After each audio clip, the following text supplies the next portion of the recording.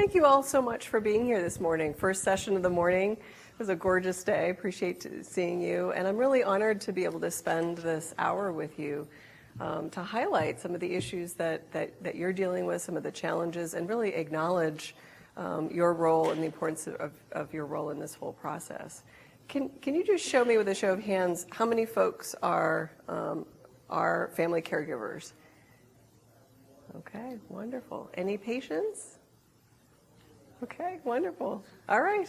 Sometimes we're a patient and a caregiver, right? Okay. So today we're going to talk about some of the particular challenges that bone marrow transplant, or BMT for short, that come with that, in particular focus on the experience of family caregivers. My goal is several-fold, as you see. It's to really acknowledge and validate the family caregiver experience and highlight the vital need for you all to take care of yourselves in this process. I certainly understand how challenging it can be to do that and try to figure out how can I possibly find time to do that. And so we'll talk about some different ideas and tools that hopefully will be helpful to you. And I also want you to know that you're not alone. And the fact that you're in this room with all these fellow family caregivers, that in itself is so powerful.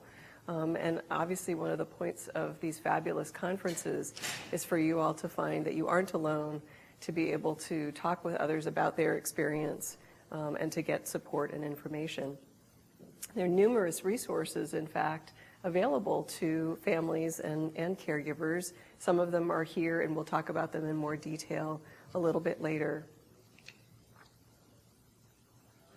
So the BMT journey typically starts with a cancer diagnosis, which of course is a major life stressor. It is life-shattering, and it affects every aspect of quality of life, as you know. Not just the physical, but the mental, emotional, cognitive, social, sexual, financial. I mean, it just has this ripple effect through every part of your lives. And it affects, of course, both survivors and family members.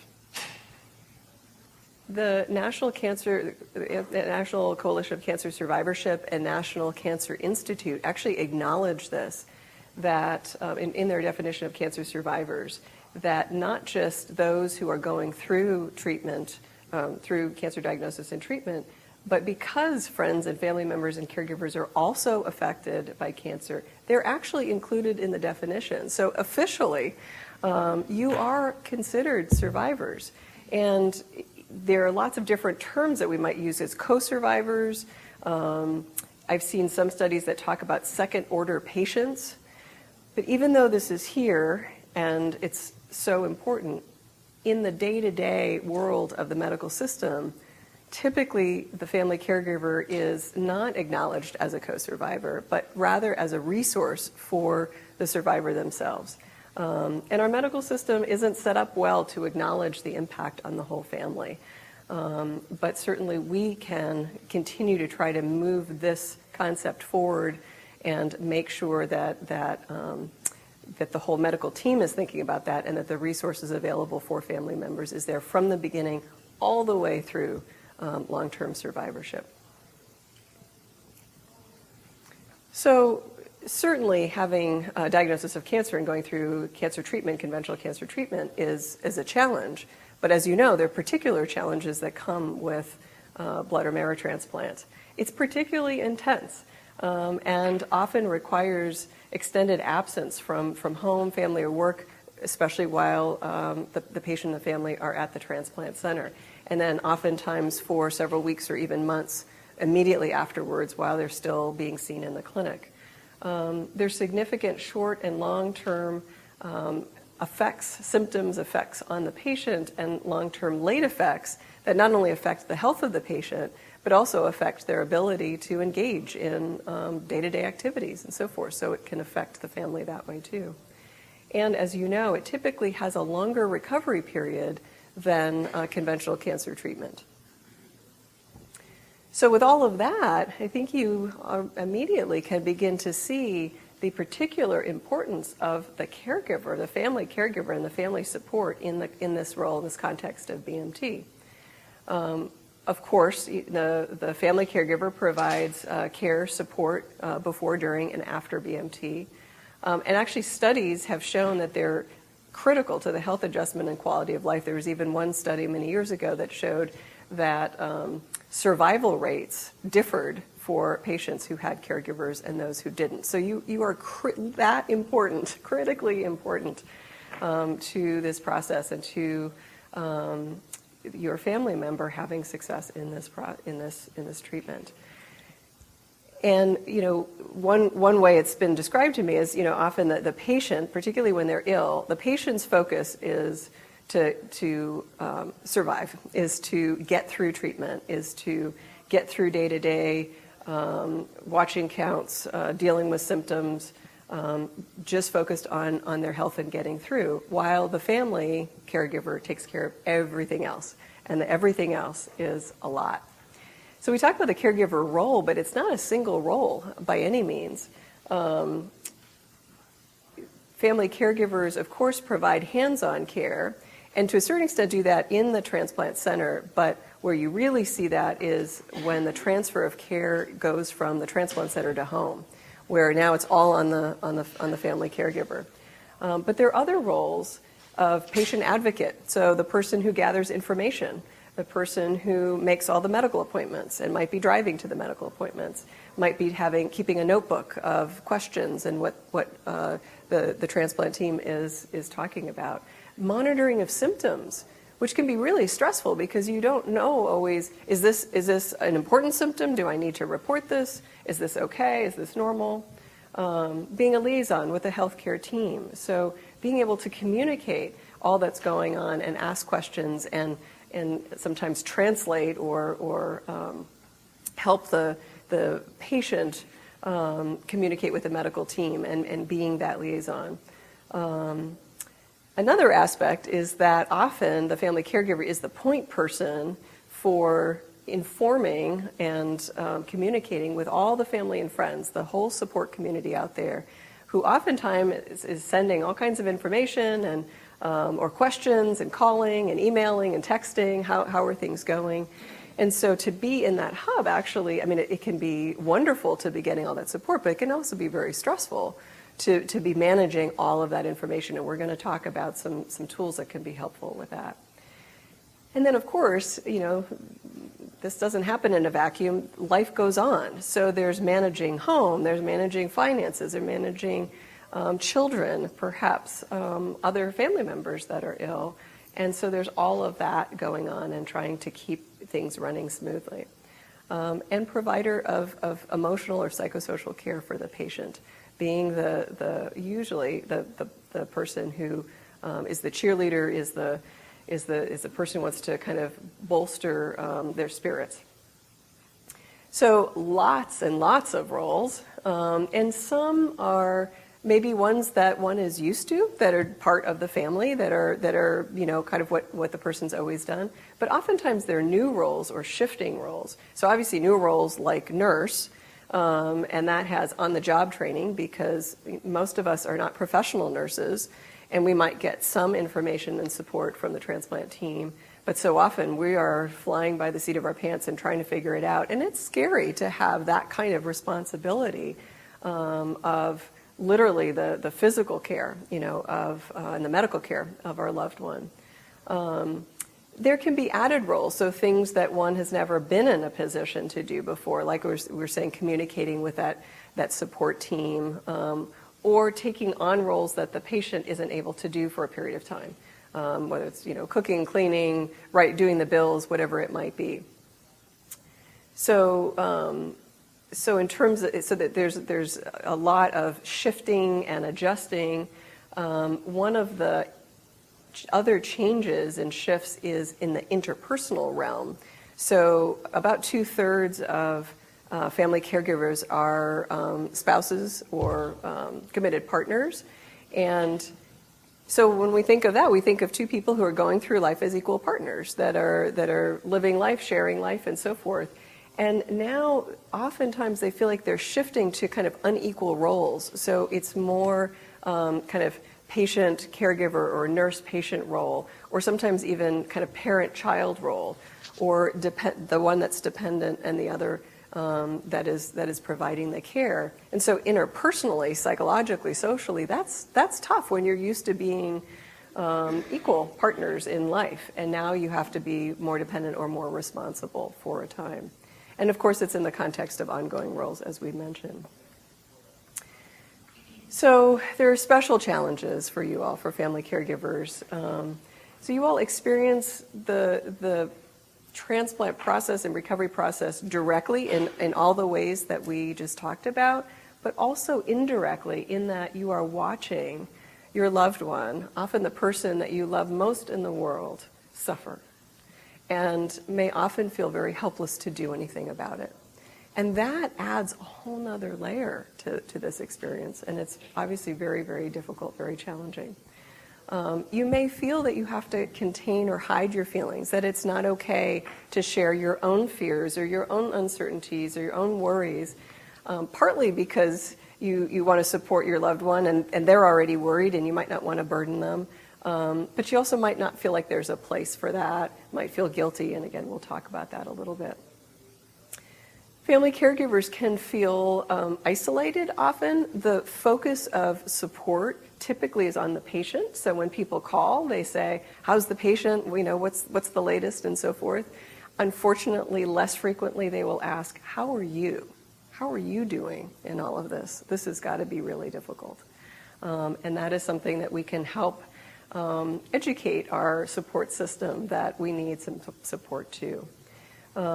Those changes in interpersonal roles can make it harder, as I mentioned, and the caregiving role is often not distinguished from the family role. Now, this kind of cuts both ways. So on one hand, sometimes folks are uncomfortable with the term caregiving because it might connotate something different. It connotates maybe the hands-on caregiving or what we imagine when we think of professional caregiving, and that this is seen as part of loving, part of caring, part of being with our families, doing, of course, what we would do, what they would do for us.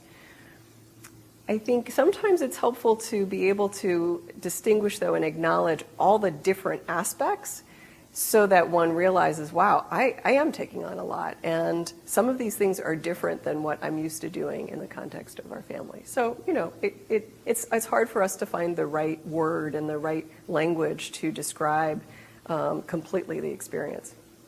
But again, I do really think about you all as the forgotten survivors in this picture, and that you are being directly affected as well.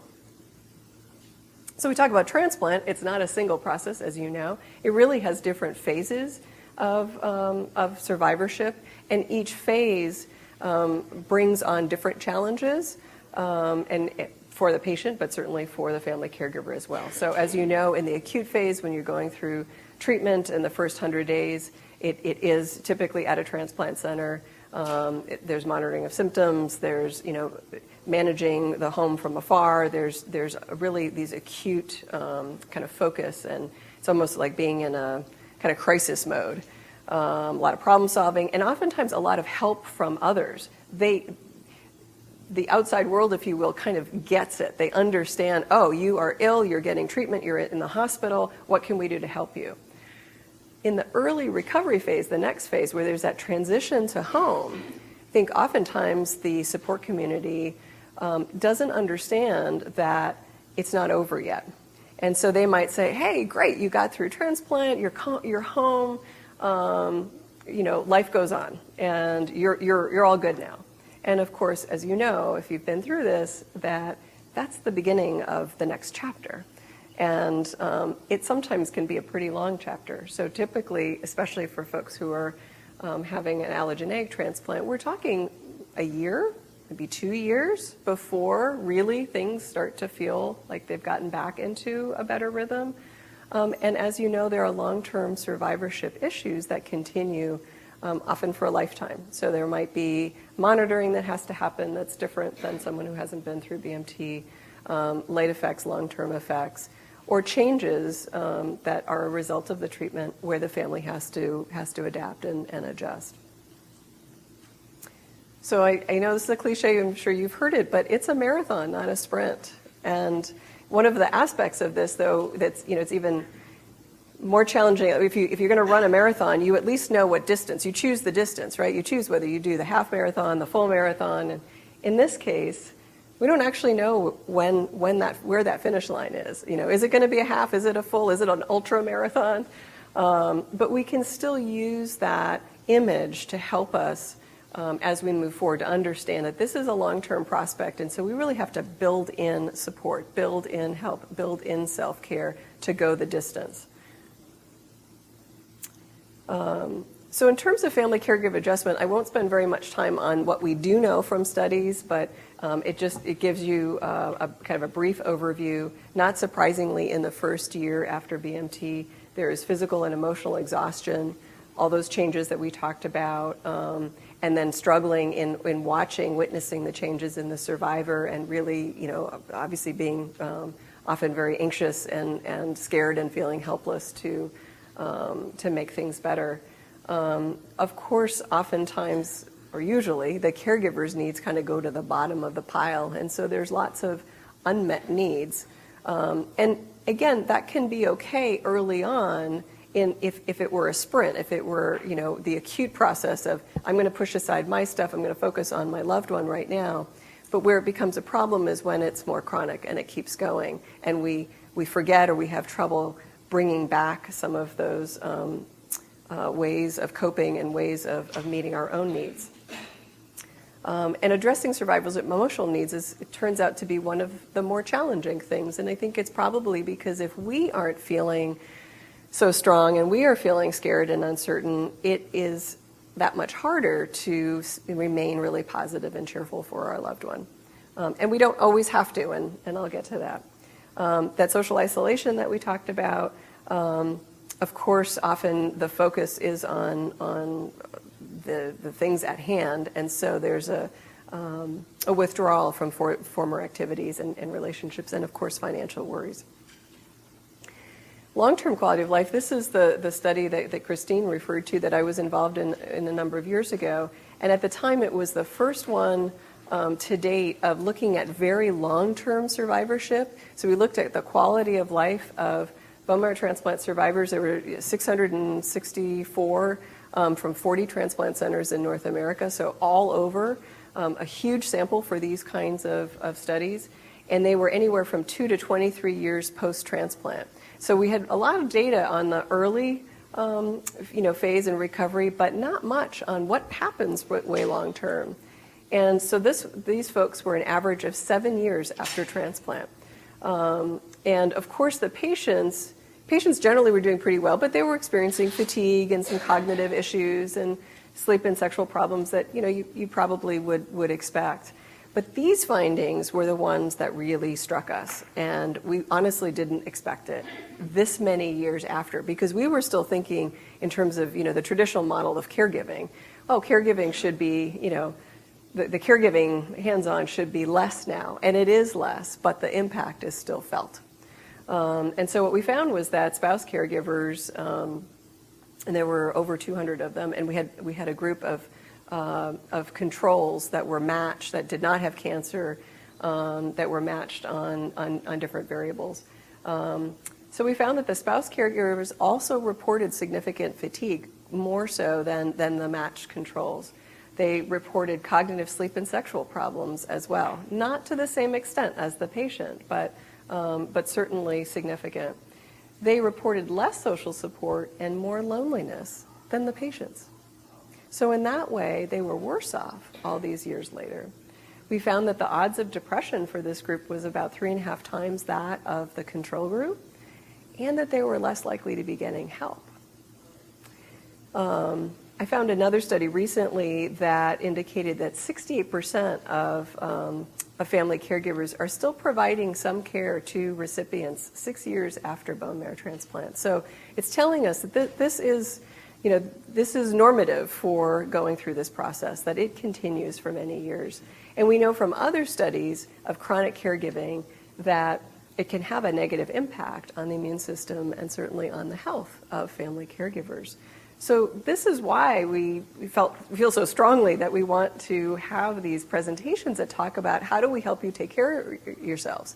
We don't want to scare you, but we want you to understand that that this can have consequences and that you can be doing things now to help yourself. In terms of couple distress, in our study, about 20% of couples reported marital distress. One thing that has been brought up in the literature that's, I think, really important is something called protective buffering. So couples will protect each other by not always sharing their thoughts and feelings because they don't want to burden the other. Unfortunately, sometimes that can create distance or separation between the two, and that it can be scary to talk about it, and you can worry about burdening the other, but often that process actually helps bring people together. And the thing is, the patient's not going it alone, and you're not going it alone. You guys are doing it together. So finding ways to come together, finding ways to talk about it and acknowledge, okay, this is impacting all of us. How can we work together?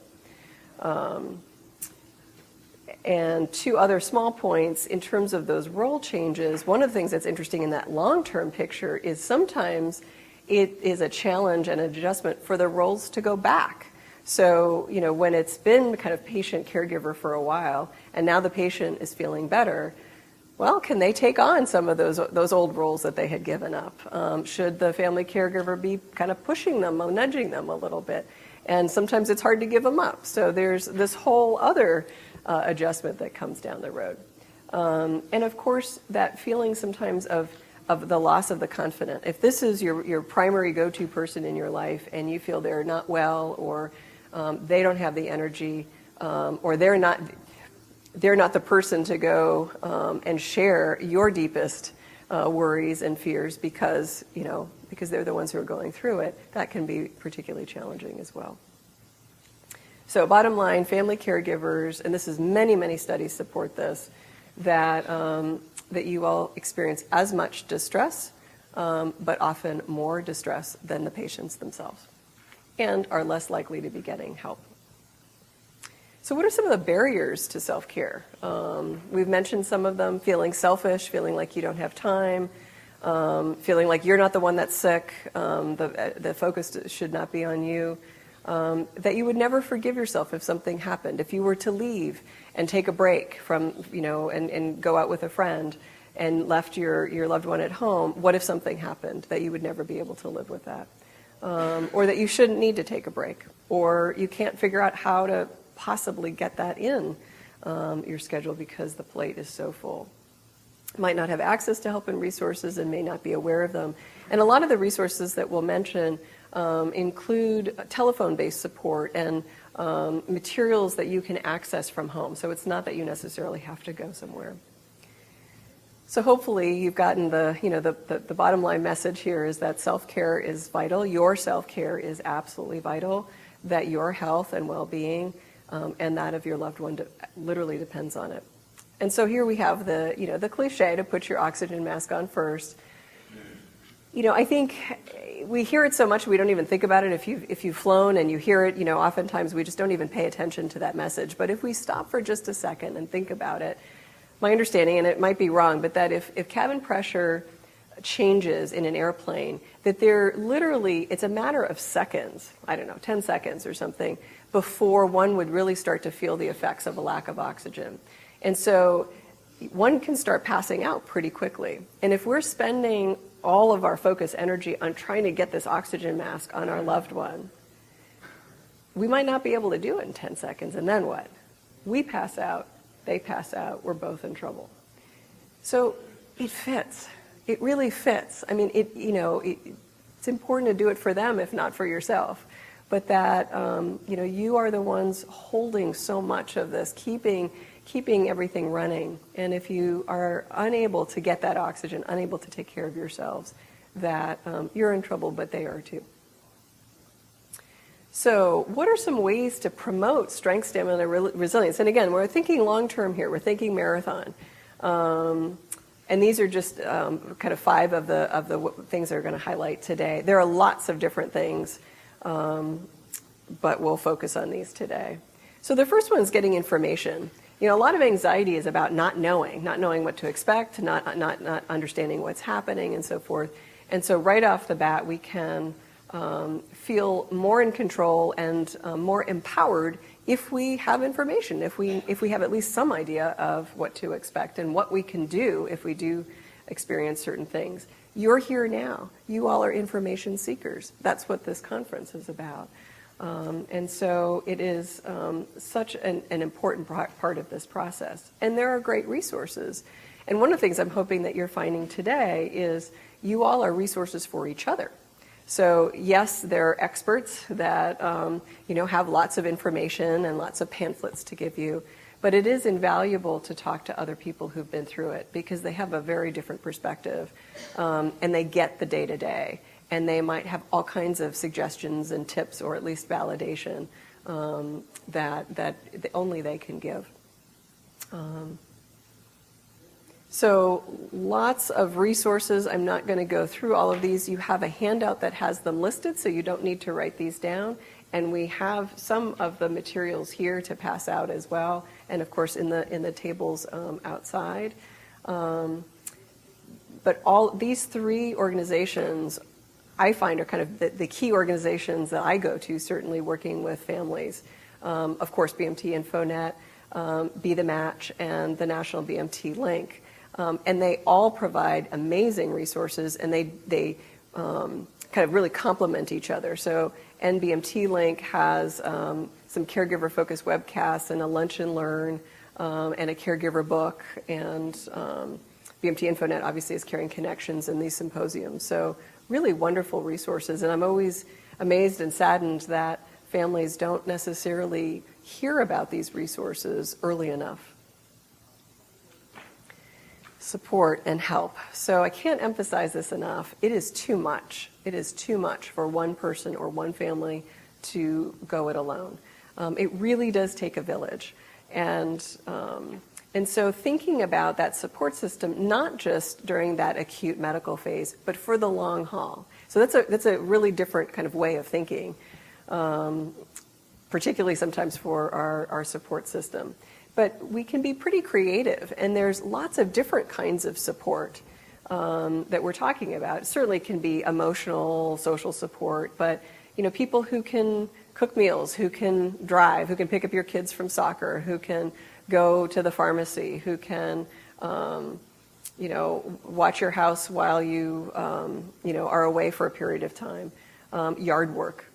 And there are many different sources. Sometimes we think of only our immediate circle, but if we broaden it out to neighbors, to coworkers, and so forth, what I'll do sometimes with the folks I work with is have them make a list of all the things that they do and all the things that they could use some help with, and then all the people in their life, all the people resources, everyone they could think of, and what are the strengths that those people have. Sometimes people are really good at computers, or they're really good at phone calls, or they're a great cook, and so to make an extra something and bring the leftovers is really easy. Or they go grocery shopping, 3 times a week anyway, so could they take your list? And then matching the needs to the people. And it's important to let them know about the marathon, because they're not gonna know, and they're gonna forget. And it's not that they don't care, it's that their lives go on, and it's not in their face, even though it's in your face every day. And so to let them know that it's still happening, and that's where building it in so it becomes just a regular thing. Every month they do that. They don't have to think about it, and you don't have to ask. But it can be really hard to ask and hard to receive help. And, it does help them because they want to do something, but they don't have any idea of what you need. And so it can be a gift to them. And I think oftentimes it's helpful to, if somebody, because they'll often say, let me know how I can help. And, and you feel like, I don't even know where to start. But if they do say that, say, well, actually, there's 2 things I need or 3 things I need. Give them a choice and be concrete and say, is that something you could do? That would be great. Or do you think for the next 6 months you could do this for me? Could you just pick up my kids so I don't have to think about it? There's some great resources for communicating with your support system on those kinds of things. And so you guys probably have heard of CaringBridge. I'm sure it's been talked about here, of course, there's Facebook. CaringBridge is a wonderful website where it's free and you can post pictures and typically written updates for what's going on. People use it in different ways. Sometimes it can be how's the patient, what's going on when they're in the transplant center, how's today going, and so forth. It can even be, it ends up being almost like a journal or a document of all that's happened. But it can also be a way to post, here are the things we're dealing with, here's what we're kind of struggling with, what we might need help with. And then your support system can go to that site and see it, say, oh, wow, I can do that, I can help with that, rather than you being that hub where you are fielding the calls and you're trying to call people back and you're trying to organize care. I mean, you have enough on your plate to do that. Other resources like Lots of Helping Hands, Meal Train, Care Zone are exactly that, ways to organize and manage the help and the needs where you're not actually having to do it. So the website, again, is free. You identify what you need and you put it on a calendar. And so you might need, your patient, or you might need a ride on a certain day or meds picked up on a certain day. And then your support community goes to the website and looks for what you need and signs up for, oh, I can do that on Thursday. I can drive and so forth. And so you aren't managing and dealing with those phone calls, because that's pretty stressful. So self-care. I know this is incredibly challenging, and it doesn't have to be huge things. It is amazing how even just doing small things, like 5-10 minutes, can make a difference. But one of the first things is to check in with yourself. So with lots of folks that I've worked with and in our studies, what we found was, caregivers were so focused and devoted to their patients and families that they weren't even aware how tired they were, how exhausted they were, how they were starting to develop their own symptoms. They were just very focused and oriented towards the other. And as wonderful as that is, again, the problem is if you don't put your oxygen mask on first, something's going to happen. And so maybe finding a way, it's different for everybody, but a way to check in with yourself, ideally on a daily basis, maybe when you wake up in the morning or at the end of the evening.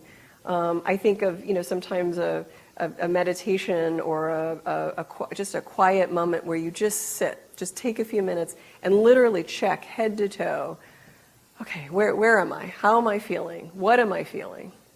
Because it's only when we stop for a moment that we realize, wow, I am really tired, or wow, I'm dealing with this pain I wasn't paying attention to, or I'm feeling anxious and overwhelmed.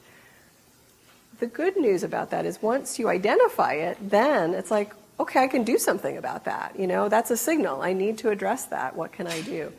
And so thinking about, once you've identified it, to begin to incorporate, certainly at least checking in with yourself in a daily fashion. But are there little things you can do and schedule in? Physical health, of course, is critical. It's really the backbone of stamina. And I know you've heard these things, and I know it's easy to say, yeah, I'm supposed to eat well, I'm supposed to, sleep and drink a lot, and it can feel like a laundry list of shoulds, which can get overwhelming. And I guess, again, thinking about small things you can do. In our caregiver toolkit, we supplied a water bottle, and so it's just a reminder to try to hydrate, to take care of yourself. So you do what you can. And I know I'm running out of time, so I'm going to go a little faster. But the idea is you can't pour from an empty cup. If there's no resources there, then it's very difficult to give. Coping with stress and tension, thinking about burning it off, so moving and burning off any kind of stress, as well as turning off, which is more relaxation, meditation, prayer, and so forth. And again, there's some resources in the handouts. Being aware of those signs of burnout. And so if you do notice that you're exhausted, you're losing or gaining a lot of weight, using more alcohol or medications, not sleeping well, that these are signs, these are signals to pay attention to. And if they, and certainly to focus on self-care, but if they get to the point where you're feeling very hopeless or helpless or anxious, or it's interfering with functioning and it's getting more difficult to do things, to reach out for help, to contact your primary care doctor, to think about counseling, reaching out to the medical team. So in terms of respite recharging, thinking about how do you fill that cup? How do you replenish those resources? I think of our cell phones. We're so good about plugging in our cell phones, right? And even if we can just plug it in for 10 minutes, even if it's not a full charge, it makes a difference. We can still count on it, right? Same idea. What can you do, even if it's small, to keep that battery going?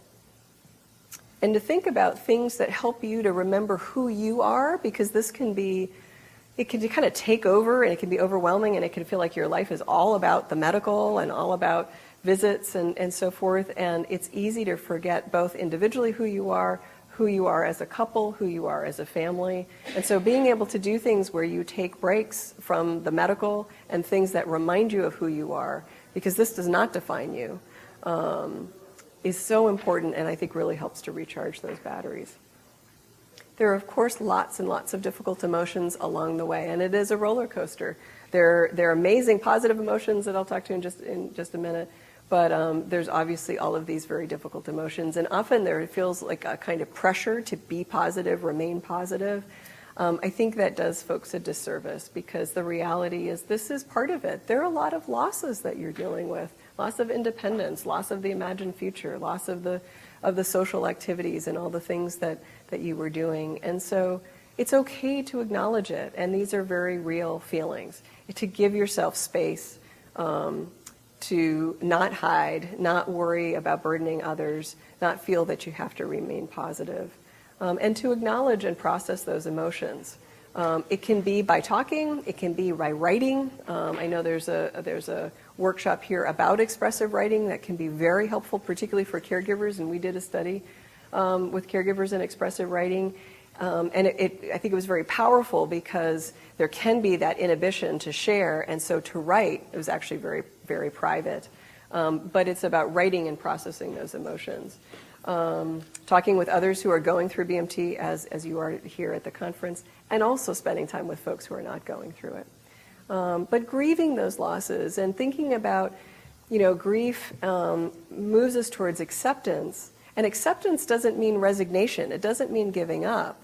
It means acknowledging, okay, this is real, and this has been hard, and we have had a lot of losses. But also then it allows us to step up again and say, okay, well, what can we do?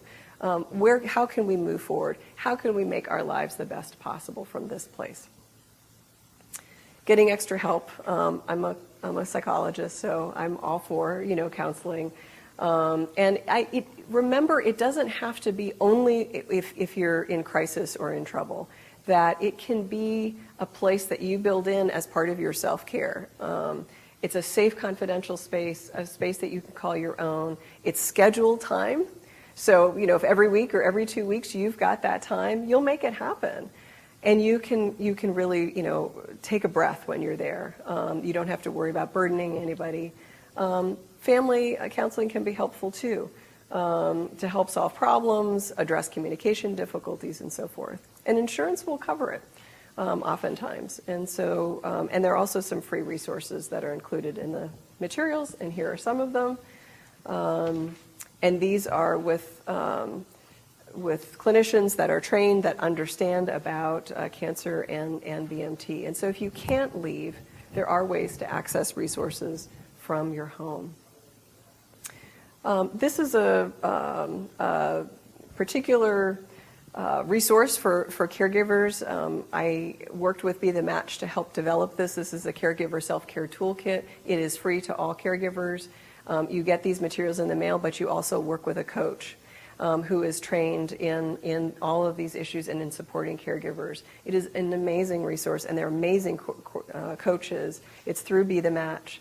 And they will talk to you once a week, or whatever works in your schedule, and help you with the materials, because it's modular, so it focuses on different aspects, like getting social support, or how do you take care of yourself physically, and so forth.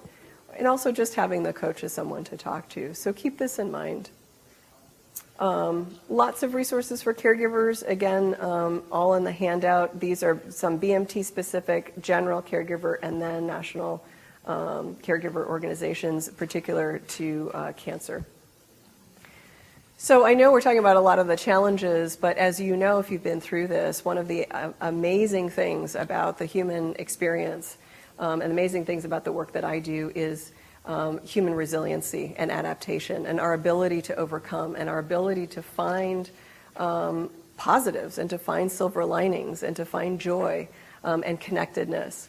And there's a growing literature on this, but we certainly know it just from working with folks. So what a gift to be the care provider and support person for your loved one. It is really a sacred role, and can help you to feel like it's rewarding, it's purposeful. Certainly going through this makes us appreciate life and gives us a whole different perspective on life and living. Often caregivers say, I never thought I was that strong, I didn't think I could do this, and I'm kind of amazed that I've been able to do as much as I have. Feeling closer to family, more compassion for others, and of course increased faith. And you can do things to kind of bring up that, especially when you're feeling like there's a lot of the challenge. You can do mindful things to kind of bring up those positives, because they're there. They're just sometimes hard to remember, hard to see. So people talk about sometimes a gratitude diary. So every day, reflecting, is there one thing, even a small thing, a person you met, a nurse who was really kind. Someone in the networking group yesterday said he just couldn't believe the goodness of people, all the people in his transplant experience, and how good and how dedicated. And in this day and age, that's not a given, to feel that kind of profound swelling of gratitude. And so things like that. And then things you can do, like giving back, being part of the Peer Connections program, using your experiences to help ease the way for other people. So lots of things that you can do. And finally, it's really about that adjustment process, putting the pieces back together. And it's an ongoing process. It's not that it's ever finished, but it's sort of the idea here is to put all those shattered pieces into a new pattern, just as beautiful, just different. So new ways to do the things you used to do. Maybe priorities shift. Maybe, I worked with a couple who used to love to travel and hike, and the patient couldn't hike anymore. And so they decided to start traveling with another couple. And so the spouse would go hiking with the other couple during the day, and the patient was actually really glad to stay in this, beautiful setting and read. And then they'd all come back together and share and so forth. So being creative about how do we do this differently? It doesn't mean we don't do it at all. And then cherishing, of course, the gifts that have come along the way. So remember, you're a survivor too. It's a marathon, not a sprint. Don't forget to put that oxygen mask on first, and thinking about filling your cup. How do you plug in? How do you recharge those batteries? That it takes a village. You can't do this alone. No one can do it alone. No one should do it alone. And that there are lots of people in terms of organizations and people that are there to help you.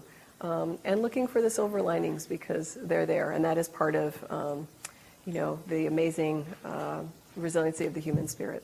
Thank you.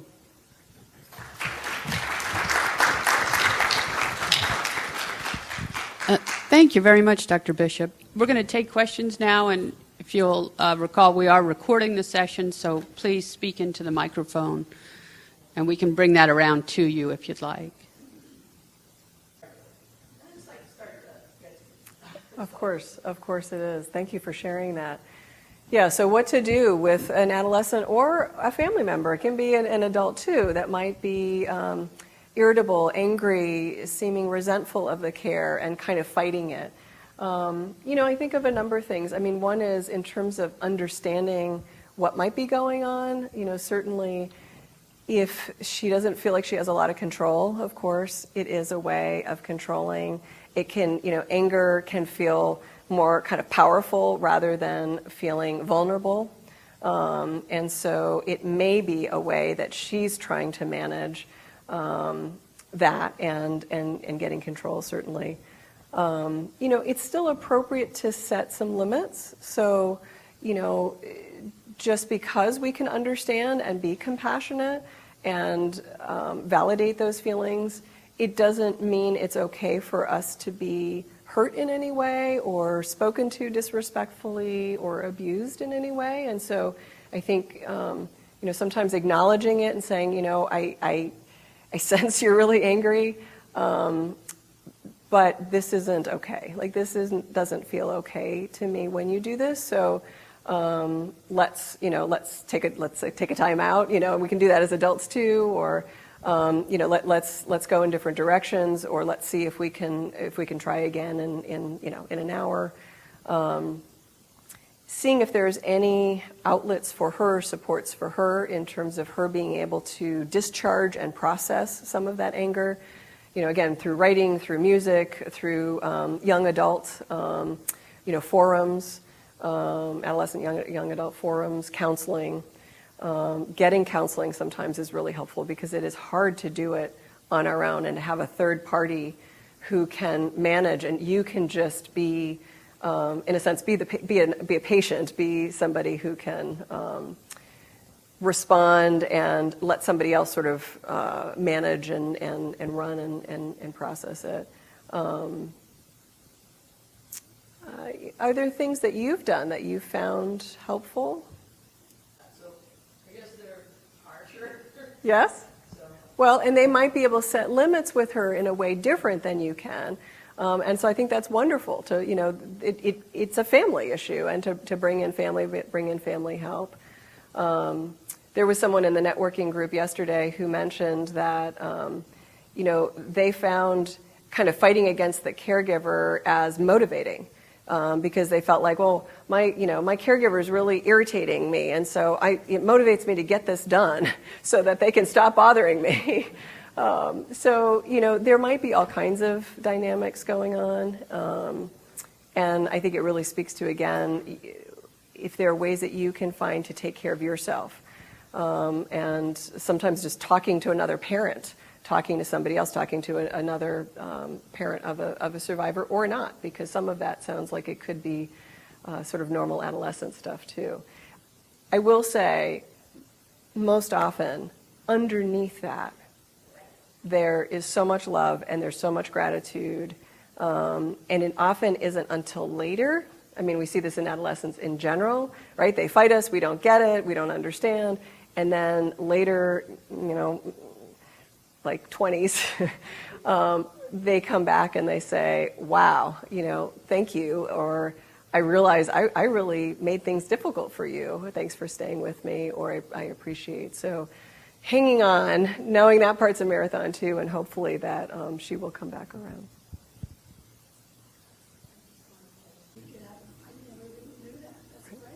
Right. Thank you. And you described perfectly that, it's not a single event, it's multiple events, and it keeps coming, and some are planned, but many are not. And, I think about that commercial with the car that has a GPS that keeps rerouting. And, you have to keep rerouting. Oh, no, I have to do it differently. Oh, no, I have to do it differently. But that takes so much energy, so much mental energy, so much physical energy. And I think that's where, again, getting help. And again, as a psychologist, I mean, that's a lot of what I do with folks is, okay, here we are, and you've been hit with something else. How can we give you the space to let down, to be angry, to cry, to do whatever you need to do, and then say, how do we reroute? How do we adjust to this new thing? What do we need to bring to bear? And I think the coaches can do that too, which can be really helpful because it's hard to do it on your own. Yeah. Okay, we've got time for one more question. I think I've been doing this for, 12 and a half years now. And the thing that's probably irritated me the most out of the entire experience is people that maybe you can help shed some light on it, make me feel better about people. But so-called friends are people that you thought were friends, her good buddies, they shopped together, they worked together, and they did all of these things. What make them disappear and not show up, when someone goes and become ill like this, and then they disappear, and they've been gone for 12 years? and I'm just really trying not to be angry with these people. And if I run across their paths now and they happen to ask the question about, well, how is she or how's whatever, and I'm ready to kind of forget that I believe in God. Right. What an excellent point. And it is absolutely heartbreaking when that happens, and it's heartbreaking that it's pretty common. You know, and it's interesting, I think, for a lot of families as they discover, they discover the surprise of who's not there. Now, the good news, they also can discover the surprise of who is there, sometimes unexpected people or neighbors or people that they weren't particularly close to who are really there. So, you know, again, human experience is often very rich. But, you know, I don't have a single answer. I think oftentimes it's fear, discomfort. You know, people tend to be avoidant when it's something they don't know, they don't understand. They don't know if it's, you know, they get uncomfortable with pain, they get uncomfortable with illness and disease. You know, sometimes we end up reassessing our friendships and noticing as we look back that maybe those weren't as deep as we thought. And that's very painful. It is an opportunity for us to seek others who do understand, who are there in the way that we need them to be, who share the same values. But it is very difficult, and it's hard not to feel deeply hurt and angry. And I think about what another participant said is that process of letting go, of trying to accept, working through that anger, and then letting it go, and realizing that they're missing out too. They're missing out on on your love, on your friendship, and on the whole experience of caring. So I'm sorry that that's happened. If you speak really quickly. I just really wanted to kind of answer to your question as well, because I felt a lot of that as well. I think you're absolutely right, where people don't really know. I think we all can attest. You don't get it unless you're in it, unless you're dealing with it. And funny enough, where I found the most support from my friends were people who had a granddaughter with leukemia or had a family member with cancer who they get it. They're in it, they get it, and they know how much help you need. And those are the people that ended up bringing me dinners and helping out anything I can do. But everyone else, and it is hard because life's going on for everyone else, and it's hard to even accept that, where you're like, help me, I need help, and they're not around, but they just don't really understand it, is my feeling, because I know I didn't. There was a time when, other people were going through cancer at the school that I taught at, and I didn't bring a dinner. I didn't get it. Now I'm like, what's wrong with me? Like, I should have been helping and doing something, and I didn't. And that's like another little guilt thing I have going on. Like, I feel like I should be helping other people, but I can barely breathe myself, So I just don't think people know. But if you've gone through it, then you get it, and that's where I found the most support. So I hope that you can find some people to. Right. Yeah. Well, and that's and that's the truth of the matter. Right. And she's wondering, why is nobody right? All right, Dr. Bishop, and to all of you here in the audience, thank you so much for your time and attention.